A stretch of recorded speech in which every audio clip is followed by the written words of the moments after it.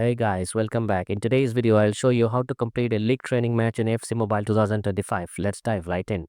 First, open up FC Mobile on your device and make sure it's updated to the latest version. Once you launch the game, you'll be prompted to enter your age verification. After that, choose a platform to sign in with. If you don't want to link an account, you can opt to play as a guest. Now, once you're signed in, it's time to select your home team. Pick a team you want to represent because this choice will influence your league matchups and events. Next, enter your player's name to personalize your profile. Now, it's time to select your player for the training match. This step lets you try our different player roles and get familiar with the controls. After that, just start the training match by following the instructions on screen. The training session will guide you through gameplay basics like passing, shooting, and defending, all of which will help you prepare for future matches.